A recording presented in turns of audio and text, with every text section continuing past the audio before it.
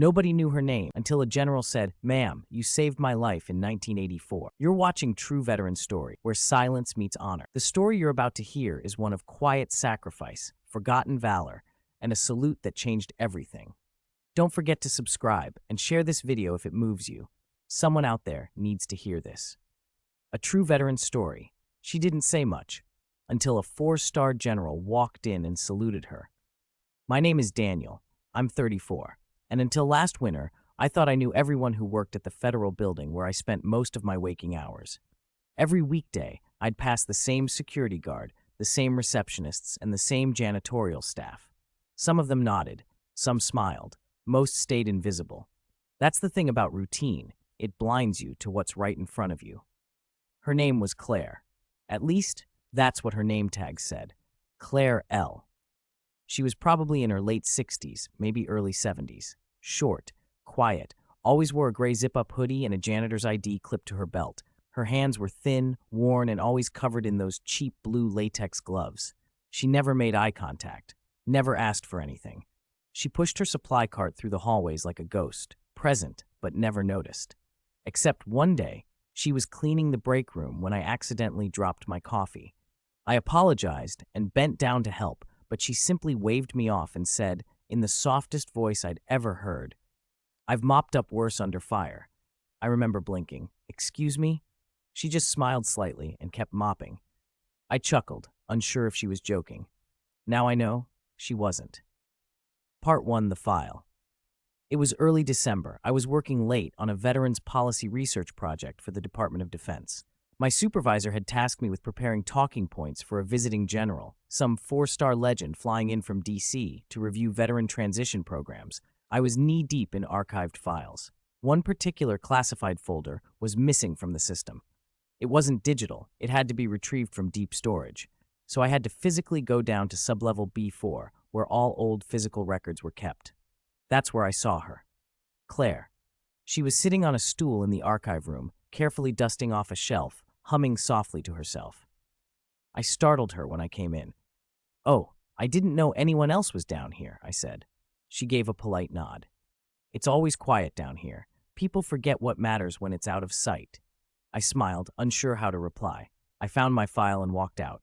But before I left, I noticed something strange. Above the exit door was a small shadow box. It was dusty, but inside were 4 military challenge coins. One of them was a silver star. Another had the Special Operations Command emblem. I turned to ask about it, but she was already gone. Part 2. The visit 2 days later, the 4-star general arrived. General Arthur McMillan. Decorated, respected, legendary. We had prepped for weeks for this visit. Security was doubled. Press was limited. Every employee was told to remain professional, respectful, and on schedule. The general walked in like royalty, flanked by staff and aides. He shook hands, gave a short press statement, and was led to the conference room on the 2nd floor. That's where it happened. Claire was mopping the marble just outside the entrance. As the general passed by, she stepped back, head slightly bowed, as if trying to disappear. He stopped mid-step. I watched him freeze, his eyes locked on her face. "Claire?" he whispered. She looked up, just barely, and then this man, this general, this living legend. He snapped to attention, not a casual nod, not a symbolic gesture, a full, sharp military salute, as if he was standing before a superior. Everyone fell silent. "Ma'am, you saved my life. Panama, 1984. Claire didn't respond right away. Her hands were trembling. She looked heartbroken. Then she whispered, "I didn't think anyone remembered." Part 3. The Revelation. The air in the hallway changed. I had never seen a military man freeze like that before. Not out of fear, but reverence. General McMillan's eyes, sharp and calculating just seconds ago, softened into something like awe. His hand instinctively went to his forehead, and with a crisp motion, he saluted. Harmless, respectful. "Ma'am, you saved my life. Panama, 1984. Time seemed to stop. Every step, every conversation, every breath in that hallway came to a halt. Phones stopped ringing. Keyboards stopped clacking. A nearby secretary gasped. One intern dropped his coffee. The janitor? Saved his life? And Claire, her posture remained small, but her eyes, they changed. It was like she was suddenly 30 years younger, transported back to a time no one else could see.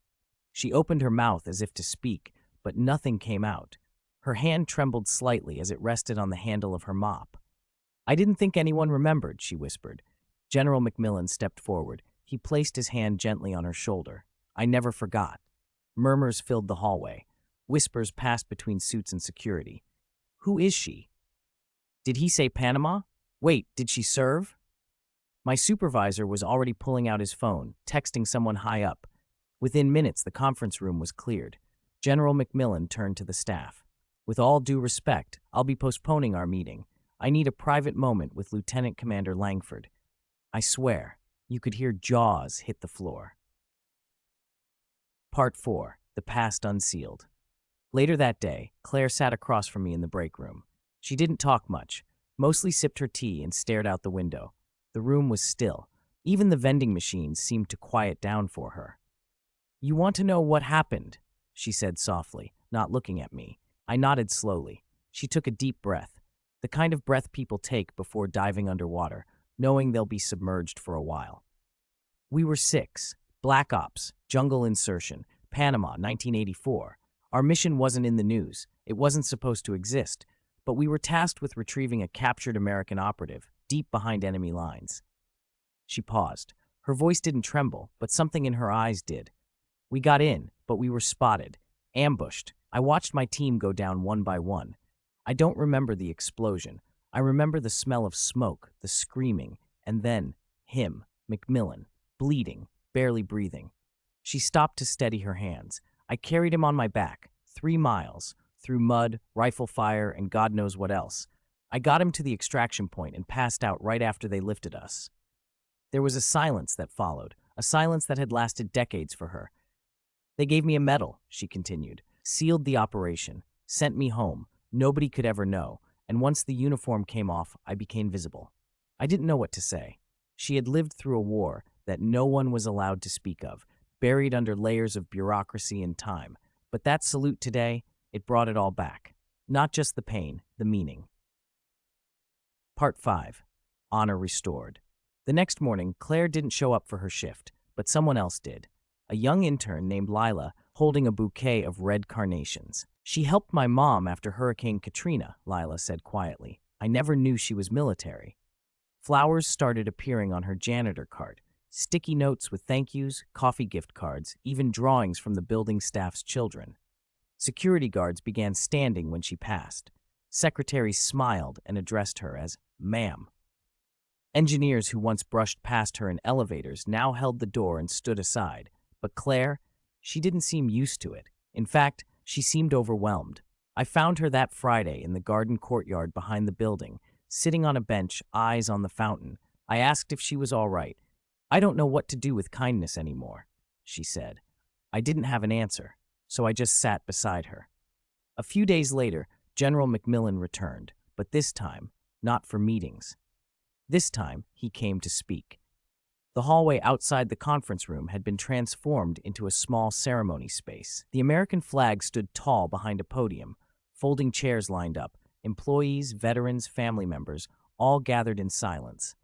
Claire stood near the back at first, hesitant, but McMillan saw her and beckoned. She stepped forward, her mop nowhere in sight. She wore a dark navy jacket, no medals, no ribbons, just simple, solid honor. "We're here today," McMillan began, "to honor someone who never asked for it, someone who has lived in the shadows while the rest of us stood in the spotlight thanks to her." He turned to her. "Lieutenant Commander Clare Langford, I owe you my life, and this country owes you its gratitude." Tears filled her eyes, but she didn't cry.